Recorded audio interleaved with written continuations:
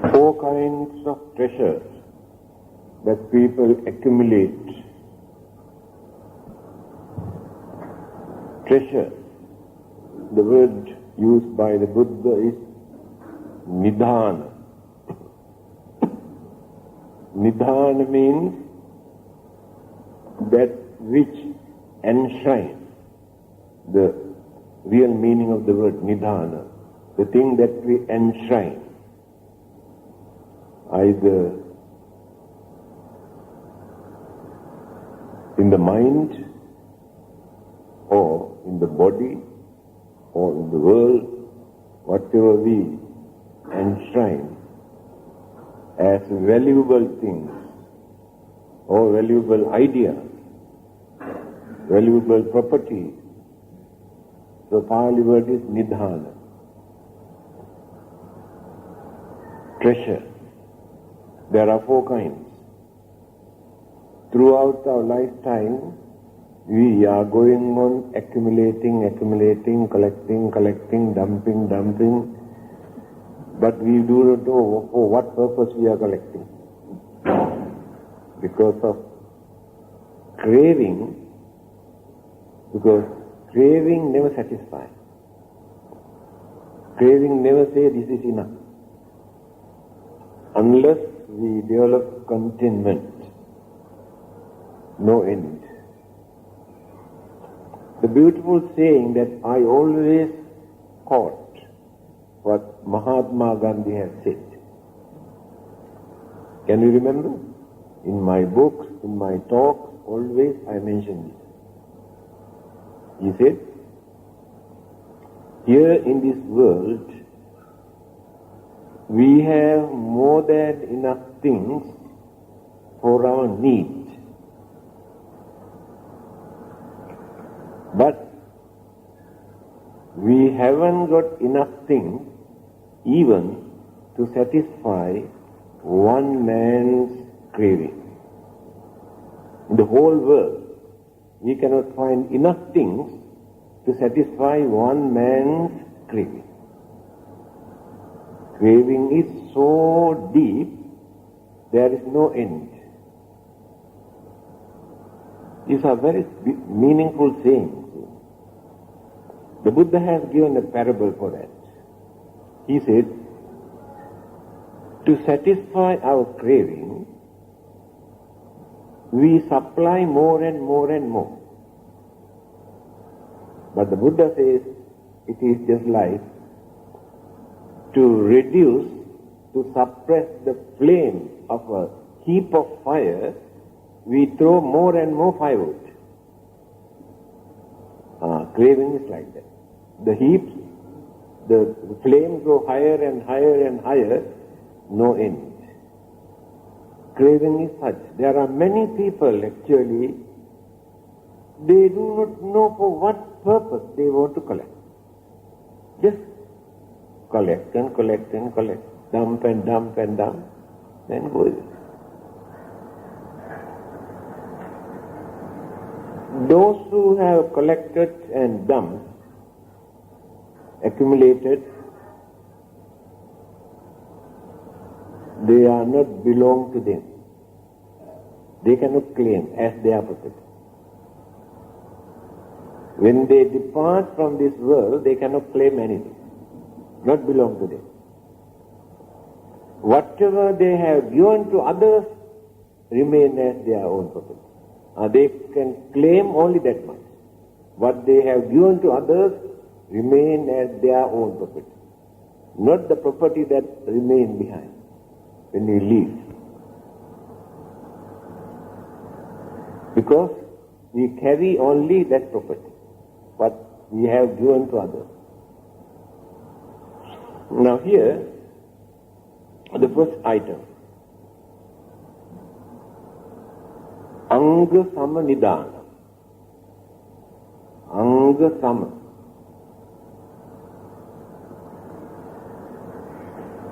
All the valuable things that we collect, gold, diamond, jewelries, money, all the valuable things, Anga Sama, just like our own body, own life. We can carry with us wherever we go. Our money, our jewelry, or diamonds, or gold, any valuable thing, we can carry with us. But not after death, until we die. After death, we drop everything here and go alone. So this treasure or this nidana is called Anga Sama Nidana, that we protect just like our own body, own life. It is not against religion. So Buddhism never says you should not collect or accumulate. The Buddha always advised people to work hard, earn, protect, without wasting, without neglecting, spend wisely. All the necessary advices that he has given, because to you, as long as you remain in worldly life, they are very important. Therefore, religion never says, hey, you are wrong. You are good. You must collect, but you must know your limit. You should not go crazy for collecting. On the other hand, when they are going to collect, they adopt a wrong attitude by bluffing, swindling, cheating, telling lies, or by force they collect. So we can collect anything without adapting any wrong method. But there must be a limit. Otherwise, we get into trouble. We get into trouble because of our own collection. Those who have developed too much craving towards their property, if they die, when they were maintaining that craving in their mind, it is very difficult for them to have a better life. Because that craving is the mental pollution, mental impurity. So that impurity that we maintain at the dying moment never support us to have better life. There are so many cases for us to understand this. There are certain houses, certain places where people cannot stay, lot of disturbances. So when we investigate, then we can find out. The house or the property or the area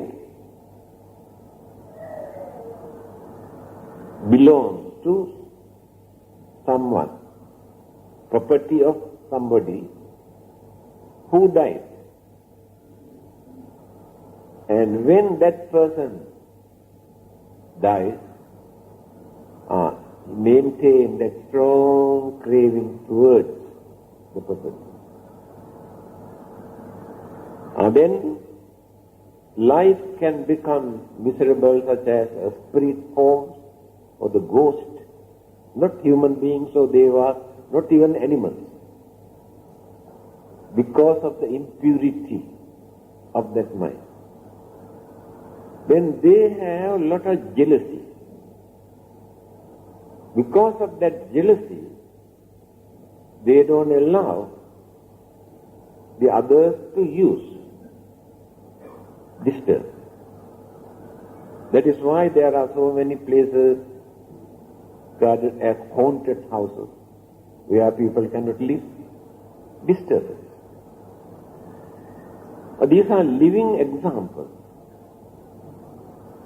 Therefore, we had to act wisely. Work hard, earn, no harm at all. But there are so many duties, responsibilities, obligations, commitments for us to fulfill by using what we have earned, not to dump and crave for them. At the same time, when we come to know, now we are getting old, fading away, our senses, our memory, our energy, and time has come for us to hand over the property or whatever we had, either to children or family members, is not charity. Then the mind will be free. No disturbances, no commitments, no worries, no fear in that mind. Free. That freedom is very important for us at that age, at that stage. We must know how to gain some sort of confidence in our life, because at any moment can depart from this world. We know this is not the end. The life starts again. Whether we can understand or not, whether we believe or not, the life starts again. It is natural. No one can stop it. Simply you can say, oh, we don't believe it. But your belief doesn't help you to stop it. It is natural. You cannot say you won't get any sickness. You cannot say you never become old. They are natural. You cannot stop them. You cannot say you never die. It is natural. At the same time, you cannot say, I don't want to be born again. You cannot stop this. It is natural. But if you act wisely, knowing the problems and difficulties and sufferings that we had to face, then we know how to end, how to see the end. Our suffering not by stopping, by removing, by eradicating all our mental defilements. That is the only way to see the end of it. So, here the Buddha wanted to point out, to tell us, you can work, you can earn, you can accumulate, very good, very useful. It gives you happiness. When you think about your property, your jewelry, your bank account, you feel very happy. That happiness is very important to you. Otherwise you feel life is very dull. You feel some sort of uncertainty in your life. To gain that confidence, you must have something. In another place, the Buddha says this atti sukha. The sukha, the happiness that you gain by knowing that you have something. It is important. But this we have to handle wisely. Because the same thing that we have accumulated can harm us, disturb us. Life can become miserable because of this. Therefore, when the time comes, we must know our duty, how to maintain confidence, freedom in our mind not to worry about our property, not to create fear or suspicion about our property, and get it up. By doing that, we prepare our next existence to be a more peaceful, more happy place. But by craving towards our own property, we disturb, we deprive the happiness and the peace that we have to experience in the next life. Now you can understand. Buddhism never says you should not work, you should not earn, you should not accumulate. You can do all these things.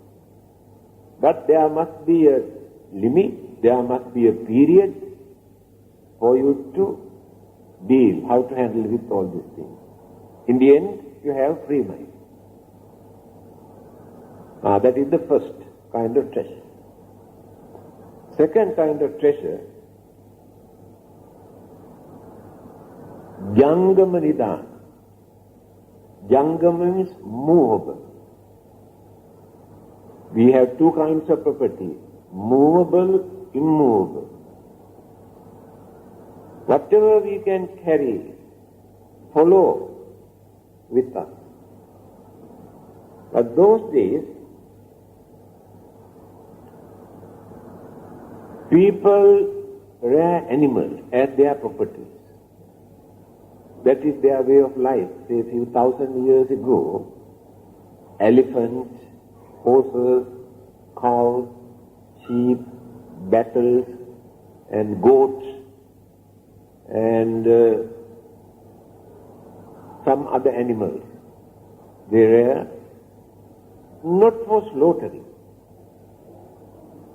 They made use of these animals for various activities, to do certain work, and regarded them as their property. This is called Jangama Nidana, the property that we can carry wherever we go. But today, I think you carry only cats and dogs as your property, not the other animals,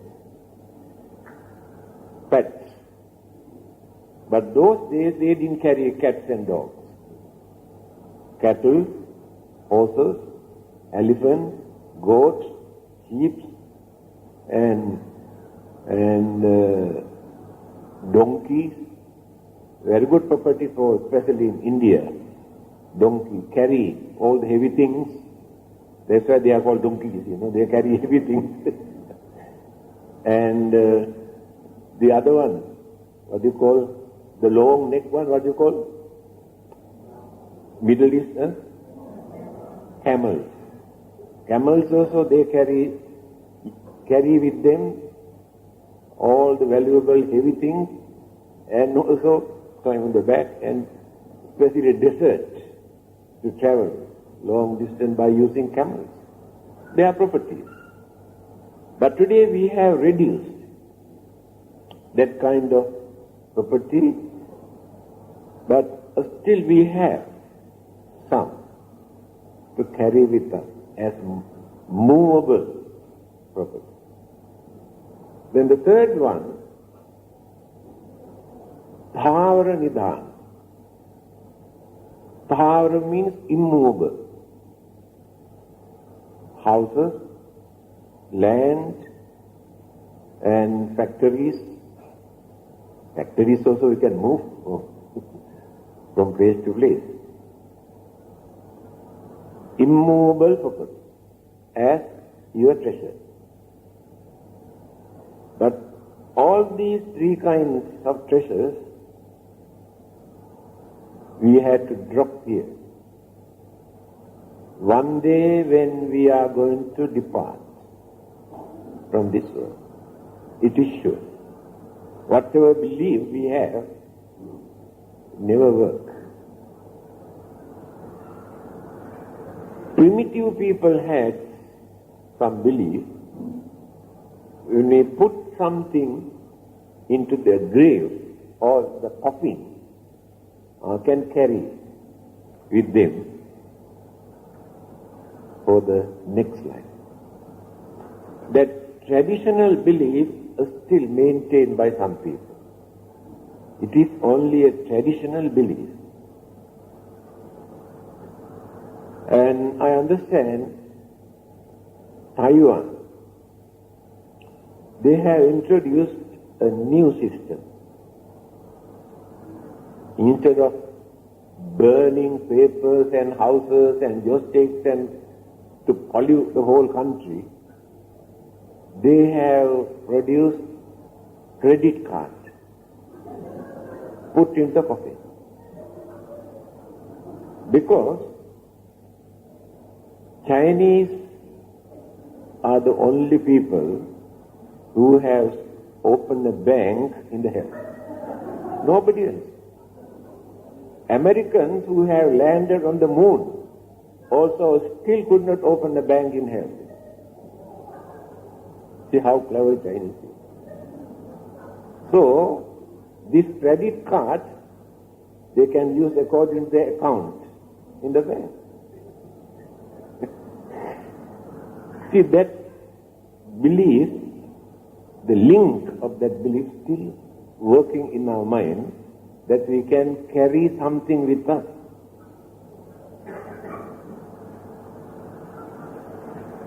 Then the Buddha's advice is, you can carry with you when you depart from this world all the good deeds and bad deeds. Bad deeds also you carry. You cannot drop bad deeds. You have to carry both. But not the property or money or jewelry or house or factories or land. Then the advice given by the Buddha is this: how to use what you have collected. Annado balado hoti. Those who give food, with that food they offer energy, because the food creates energy. In return, as a result of this action or meritorious deeds, you also gain energy. Annado bala. Bala means energy.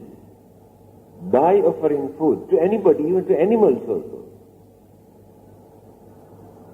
you give energy, in return you also gain energy. Annado balado hoti. Vattado hoti vannado. Vattha means dress, clothes, clothing. Those who offer dress or clothing or robes or anything whatever you like, piece of cloth, they offer beauty. Because the clothing beautifies the body, decorate the body. So in return, you also gain beauty. Vattado hoti vannado. By offering clothes, you gain some sort of beauty in return. Yanado sukhado hoti. By providing transport, those who have motor car or bullock cart or anything, if they can provide transport, because sometimes it is very important. Those who are sick, those who cannot walk, those who are blind, those who are old, those who need transport, if you can provide transport, yanado sukhado hoti.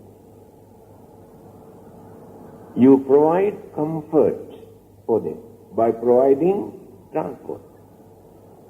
So in return, you also gain comfort, comfortable life. To lead a comfortable life as a result of your meritorious deeds. Deepado hoti chakhudu.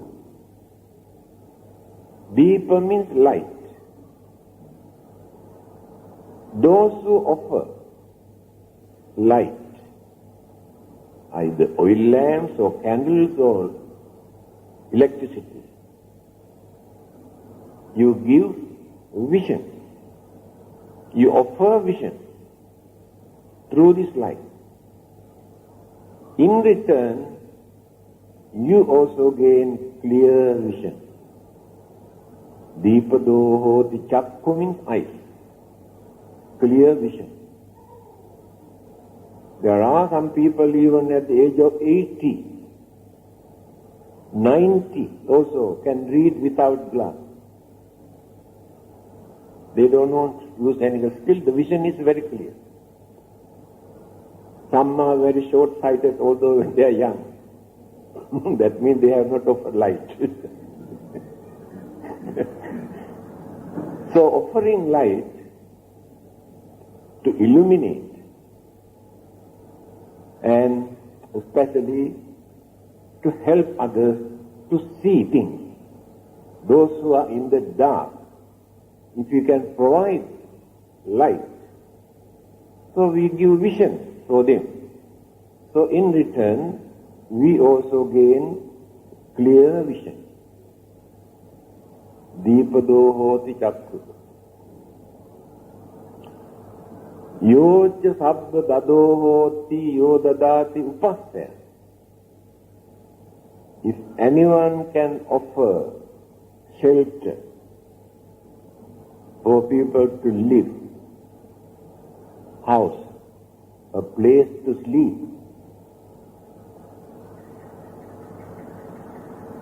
they provide a lot of things for them, those who have no shelter.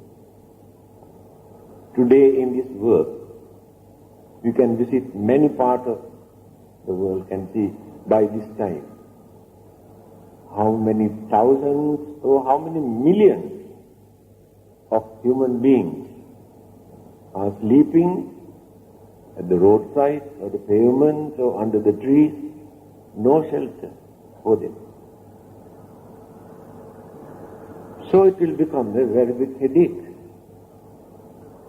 in many countries. Even in the Western countries also, I understand now it is formerly only in certain poor countries in Asia, but now spreading in the Western countries also. No shelter for them. So if we can provide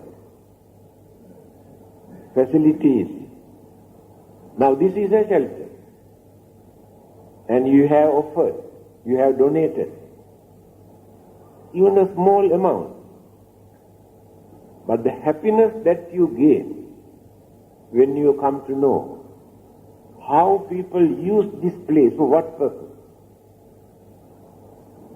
Every day you gain happiness, you increase the merit. We have two kinds of merit. Meritorious deeds. Certain meritorious deeds we cannot multiply or we cannot develop. We can experience the good result according to the degree of that particular meritorious deed what we have done. That's all. But certain meritorious deeds can increase the merit almost every day by creating that happiness. Take for instance, you have offered this robe, and you know that you offered this robe. Every time when you see, or this reverend is using the robe that offered by me, happiness. That happiness increase, develop the good result. and you offer a Buddha image, contribute something to erect a Buddha image, then every day hundreds and thousands of people come and pay homage and meditate, concentrate, and keep the Buddha image as an object for their religious activities. When you see this, you gain happiness. So I also donated. You offer something to erect this building. People are not using this for any bad purpose. Anything, whatever we do here, under this roof, to help others, support others, educate others, then the happiness that you gain having seen, you increase and increase. Throughout your life, you increase this matter. It's called Maha Kusala Kamma. Ordinary Kusala Kamma and Maha Kusala Kamma. Then you donate something to print religious publications. Through these publications, we can enlighten millions of others in many parts of the world. My happiness is that. I never gain happiness when I get money. I get more worries when I get money. But the book that we have written, we have published, we have distributed all over the world, amount of letters that we receive,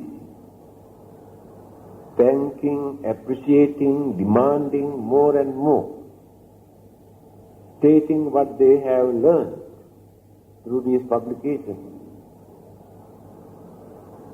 Because we help people to open their minds, to understand things properly. Formerly they had no chance to open their minds. Their minds were closed. Certain beliefs and concepts and ideas they have accommodated in their mind remain there, but minds are closed. But after reading, especially the teachings of the Buddha, main purpose of his teaching is to open our mind, to see things properly. Not to believe anything, to see things properly. Then understanding appears. That understanding is not belief. Then the realizations appear. After that we make up our mind to do certain good things and not to do certain bad things through that understanding. Then go on developing and developing. So we pave the way for them to get into this particular path, correct path. So the happiness that we gain through this is higher than all the other merits and happiness that we gain within this lifetime.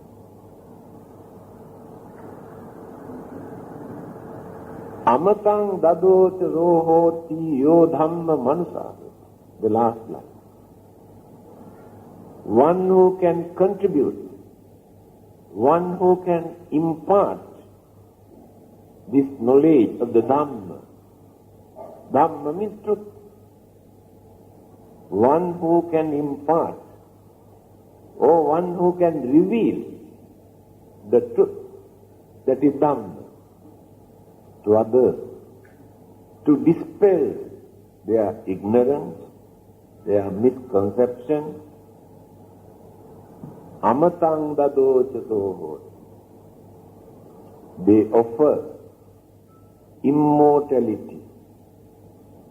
Immortality means pave the way for them to see the end of their death one day. Salvation. Pave the way for them to find out their salvation. That is amarta, immortality. In return, we also gain that immortality very easily. Because we have paved the way for others to find out their immortality, get rid of their sufferings and worries and all sorts of things, to see the end of all these problems. In return, we also gain. This is the way how the Buddha has introduced for us to use whatever property we have, whatever knowledge we have, how to contribute this for the benefit of others, welfare of others, peace of others, happiness. Then, in return, we also gain. All these things, we never waste anything. This is the way how we had to act wisely. Use what we have earned, collected wisely. In the end, later part of our life, the life never becomes miserable. Frustration, disappointment, unhappiness, confusion never appears. Because when they think of their property or anything whatever they have developed their link or the attachment, those things create worries, disappointment, frustration, unhappiness. When the mind is free from all these things, such evil forces never appear in the mind. Free. When the mind is free, the advantage is this. We have forgotten many of our meritorious deeds, what we have done during our lifetime. Therefore, at the last moment, later part of our life, we experience the difficulty of recalling. We cannot recall, or we cannot remember, because that is important for us. To remember all the good deeds what we have done for the benefit of others, to release others' sufferings and worries and fear and sicknesses and so many things, what we have done. Again develop happiness, confidence in our life. There is a story during the Buddha's time, a very devout devotee. His name was Dhammika Upasaka. He has done, throughout his life, he has done so much meritorious deeds. Only merit. But he did not develop the mind through meditations and spiritual development. That is another line. Meritorious deeds. When he comes to know that he may pass away at any moment, he invited few monks to come and do some chanting. That traditional practice was there even at that time. So when the monks started to chant, halfway he said, "Stop." The monks stopped their chanting and gone back. He was in semi-conscious at that time. So when he opened his mind again, when he was conscious, what happened to the monks? You asked them to stop, they have gone back. I did not ask them to stop. I saw some angels appear in front of me, asked me to join with them. I ask them to stop because I am listening to the chanting. He is in the semi-conscious state at that time. This is the nature of the mind when we develop. The mind works directly in that way without creating any confusion or disturbances in the mind. If we do not handle our life, our mind properly, actually this can become an utter wastage. Our life becomes a wastage because we do not know how to handle, how to make use. We are crazy for this and crazy for that and worrying for this and crying and fighting and quarreling and all these dirty, wicked, cruel, stupid things are working in the mind. The life becomes utter failure. Nobody in this world who can say what is the fate or destiny of such people. Because everything in conflict. Please remember what I am telling you. This is for our own sake, our own, what we call, peace and happiness for us to maintain. In simple language, I have to tell you, we had to prepare our life in such a way to die peacefully. Remember, we know very well we had to die. Whether we like or not, we had to die. No other choice. Therefore, we had to prepare this, our life in such a way to die peacefully. Without worrying, without crying, without frustration, without disappointment, with cheerfulness, with confidence, with hope and confidence. Then very easily we can say goodbye to this world. Religion is important for that. Your scientific knowledge, your academic knowledge, your property, your worldly power, your political power, these things cannot help you in the next life.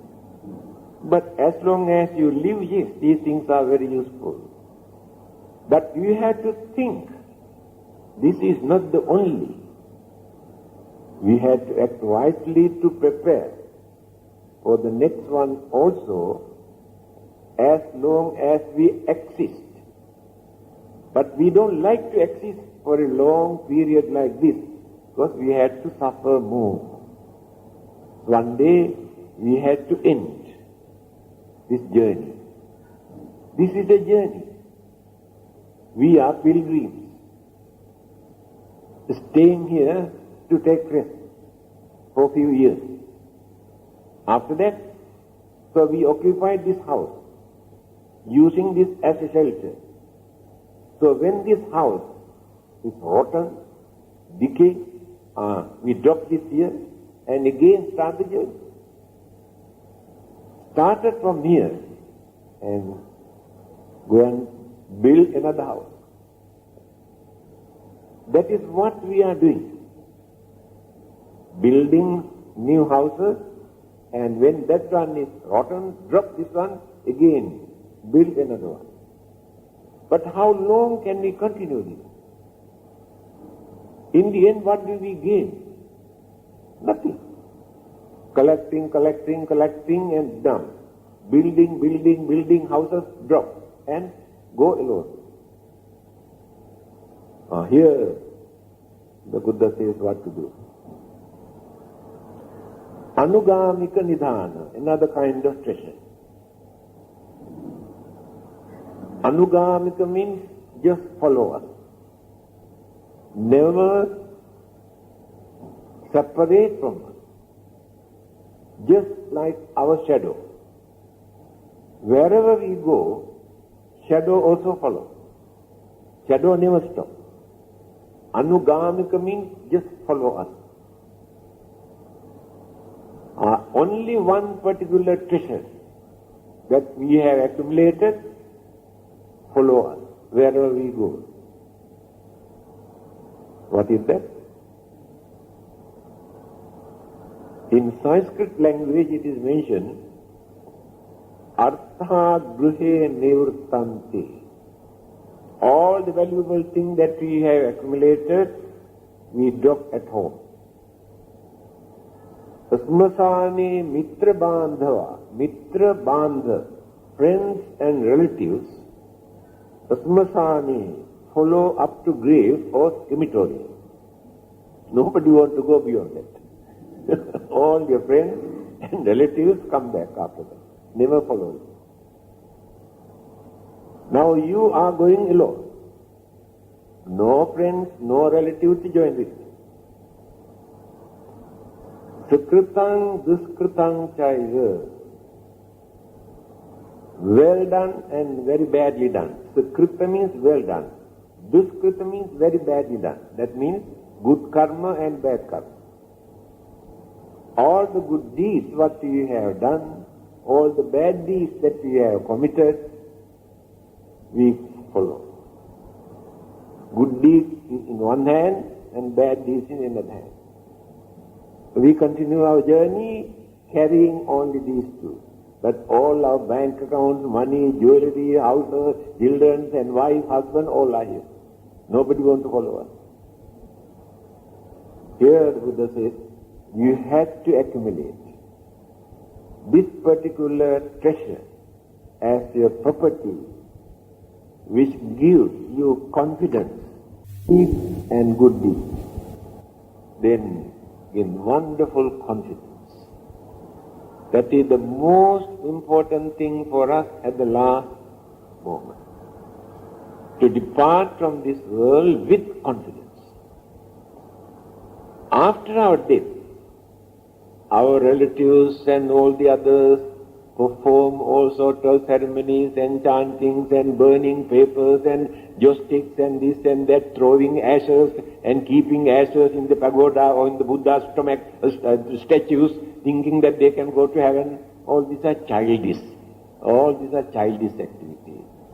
If we have done some meritorious deed to gain confidence, that is the only thing that supports us. Not all these things what they are doing here. Just to show others that they are doing something for the departed one. Please remember, shape up your life. Have confidence in you. Don't allow your life to suffer. Not within this lifetime. You can adjust by taking precaution, protections and vitamins and all sorts of medicines and all sorts of bodyguard and security guard, all sorts of things for your protection while you are here. But when you are departed from here, no security guard for you. But you may get some security guard just like guard in Pudu jail. Pudu jail, you get free makan, free lodging, free bodyguard. See how lucky you are. Everything free. In the same manner, you get the same treatment if you depart from this world without anything to claim as yours. When you give, when you offer, when you assist, when you support, then you can claim this is mine. Why it is necessary? After going there, we must have pocket expenses. If you go there without pocket expenses, what will happen to you?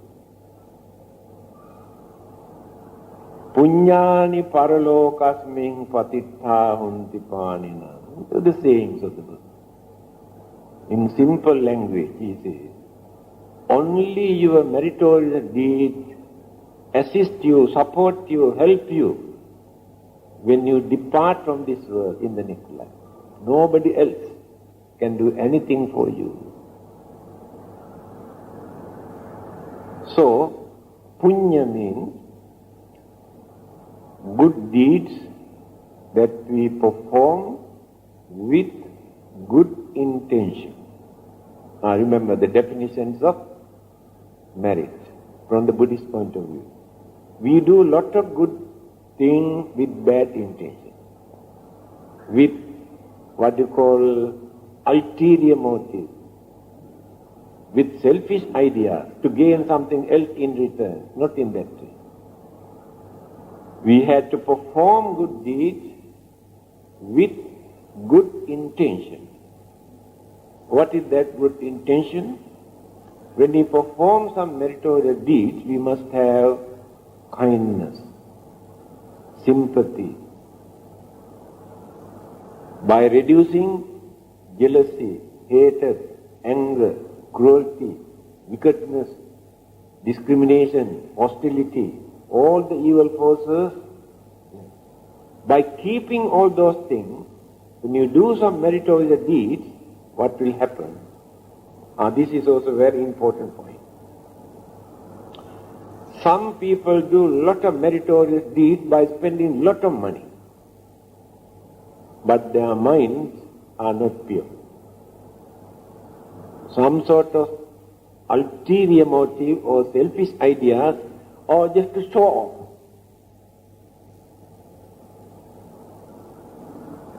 The advice given by the Buddha is this. Every time when we do some meritorious deeds, we must have three qualities in our mind. Somanassa sahagatta, jnana sampayutta, asankarika. These are the three qualities. Somanassa sahagatta. Whenever we do some meritorious deeds, we must have some sort of happiness. To create that happiness, we have to reduce some evil forces from the mind.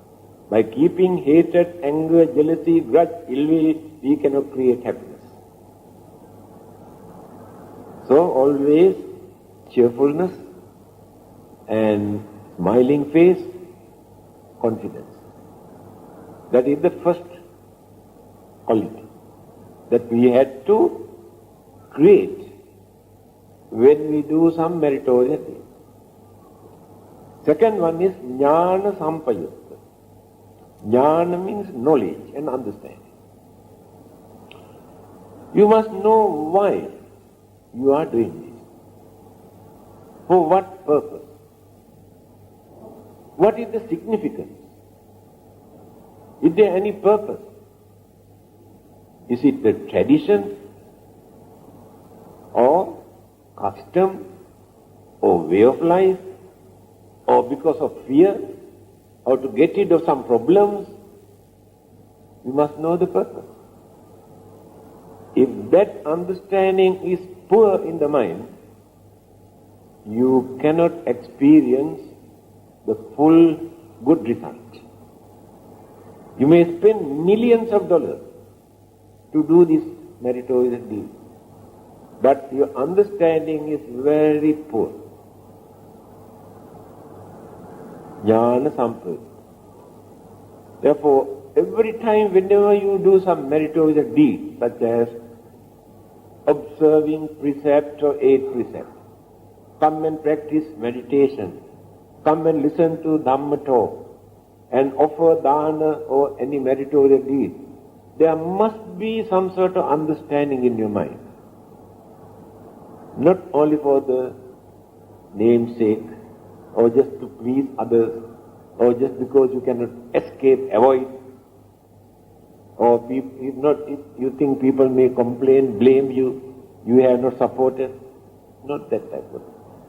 Understanding must be there why you should do this. Then you gain confidence. Otherwise, no confidence. Last one is asankarika. Asankarika means the idea of doing this meritorious deeds, you did not borrow from another person,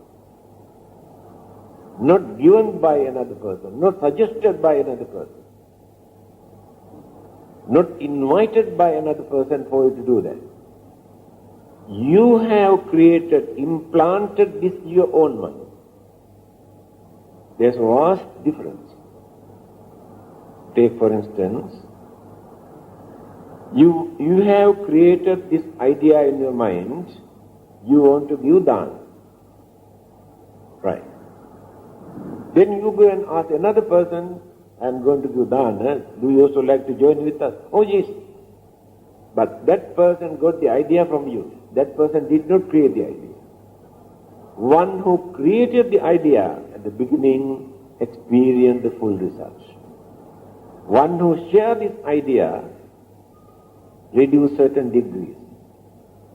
That means we must know how to create good thoughts always in our mind. Don't borrow ideas from others always. Remember what Krishnamurti, one of the best intellectuals in this world, who had no religion, but one of the best intellectual person. Krishnamurti says, those who always get ideas from others are second-class human beings. Because they never think. Always go and others, can I do this? Can I go there? Can I read this book? Can I eat this? Can I drink this water? Everything they get from others. They, disgrace their intelligence, human mind, never think.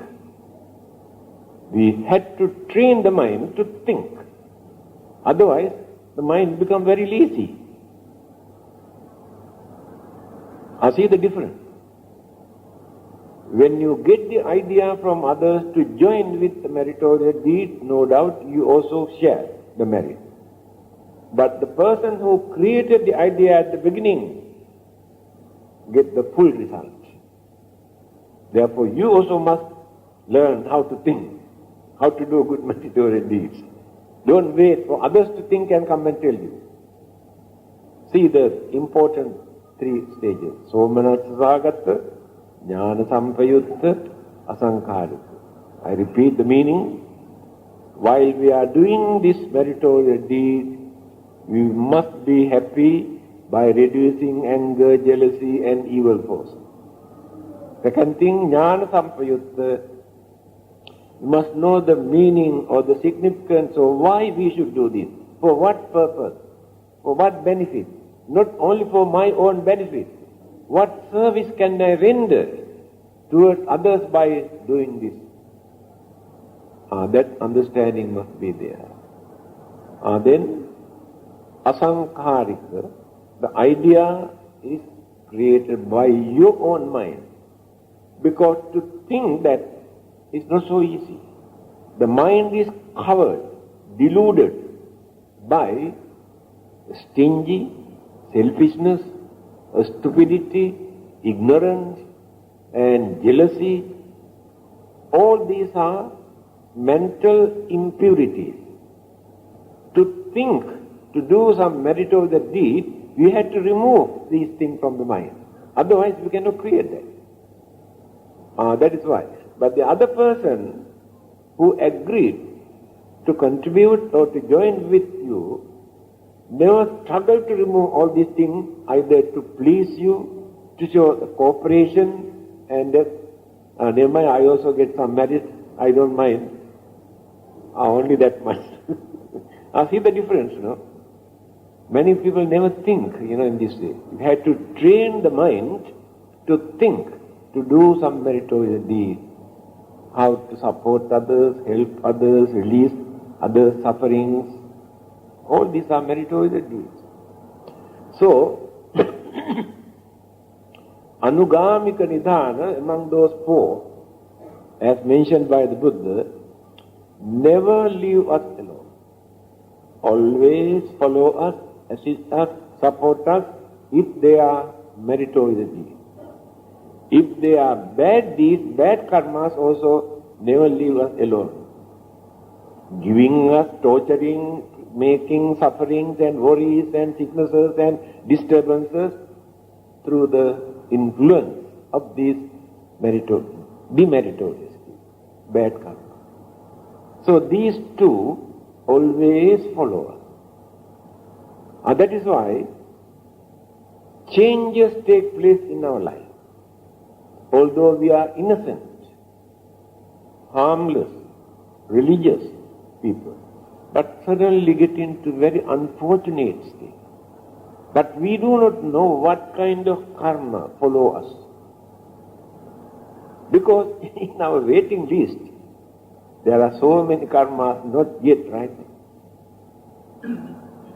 Let us take Arahanta, the Buddha. If they are also not free from certain bad deeds that they have committed during some of their previous births, but those karmic energies never withdraw. After gaining his enlightenment, the Buddha said, Visankhara gatang chitta. Now in my mind, there is no such mental energy which can create karma, either good karma or bad karma, because no craving. Without craving, we cannot create any karma. Even then, the certain thing that they have committed earlier, during their previous birth, cannot withdraw, until they attain their final goal, nirvana. Then evaporate, extinguish. What happened to Angulimala, murderer? Fortunately, he met the Buddha. He was an innocent young man, misled by his teacher, asked him to go and kill. He did not volunteer. He did not like it. But just to please his teacher, he agreed to go and kill. Then he met the Buddha, followed him, gave up everything, become a monk, practice meditation, lead the religious life, attain arahanta.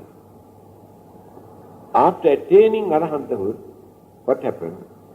As long as that physical body remains, then the karmic action also follows. Then after their final, death, that is called final death, stop rebirth, then karma cannot follow, because they cannot catch anybody, nobody to catch. There was a very clever man during the Buddha's time. His technique was, whenever somebody gives a departed person a skull, because skulls are very common when you go to cemetery in India, so many skeletons and skulls and everywhere, scattered. Very easy to find a skull. Whenever a skull is given to him, he touches the skull. Touch and touch and touch and touch. He says, this person is born as a human being. This person is in Devaloka. And this person is in hell. And this person has become an animal. That is his technique. What happened? One of the monks could manage to get a skull of an arahant and gave him.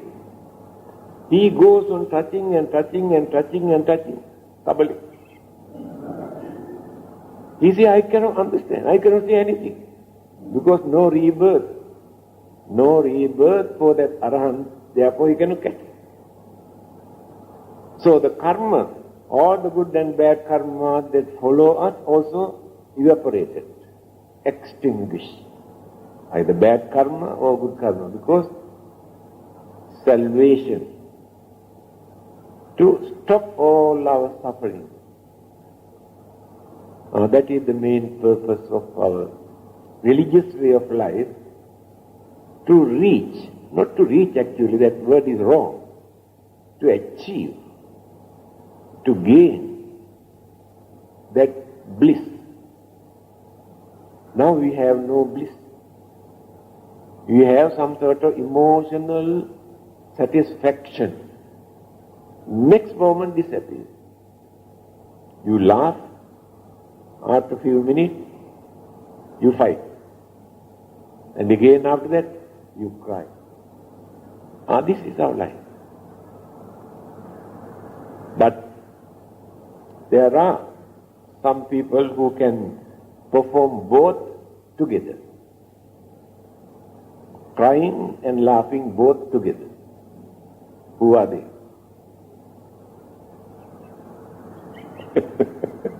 Ladies. Ladies, when they are crying and crying and crying and say something, then immediately can laugh. While crying, he can laugh. Man, if he cries, the whole day he cannot laugh. This is the difference between man and woman. Emotion. Women are emotional. Very easily they can arouse that emotion. But the man is not like that. Very stuck, very stiff. Not so easy to influence at once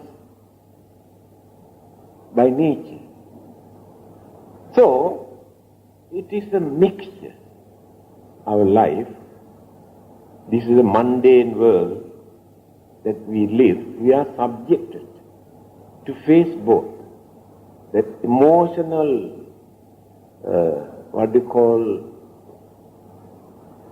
feeling that we maintain very easily can irritate us, provoke, also create temptation at once. So this situation remains until we attain Arahanta, the emotional feeling. Now, Arahantas or the Buddhas cannot cry. They cannot cry because no emotion. We cry because of our emotion. The sadness or fear or worries or happiness also create it to cry. We cry because of our happiness. Take for instance, your son or daughter come and kneel down in front of you as a mother or father and pay respect, my dear mother, my dear father. A father or mother shed tears. The happiness creates that emotion. So, this situation remains until we attain Arahanta. Then, no laughing, no crying. Can you believe that? The Buddha never laughed and never cried. They cannot do that because no emotion. But he shows smiling face. Otherwise people may say the Buddha has lousy face, never laugh. But when it is necessary for him to tell something, always he shows smiling face. Every time when he shows smiling face, all the disciples assemble. Oh, now today Buddha is going to tell us something. That is his technique, smiling face, but never laugh. He says laughing is a childish attitude. Crying and laughing, these two belong to that group. Fully matured people know how to control both. But in their case, there is nothing to control because no emotion. They are free from that. So we have a lot of emotion. When that emotion we maintain to gain some pleasure, we take this as happiness. It is not happiness. It is emotional satisfaction. Immediately disappears. Next moment disappears. Won't last. This is the nature of our life. So, remember these four kinds of treasures that we accumulate during our lifetime. Anga Samanidana, Jangama Nidana, Thavara Nidana, Anugamika Nidana. So the three kinds of treasure that we have collected earlier, we drop here, we cannot carry anything. But Anugamika Nidhana, by doing all the good deeds, helping, supporting, assisting others to release their suffering, disturbances, become merit, follow us. Not follow us, carry with us. Then the next existence never become miserable.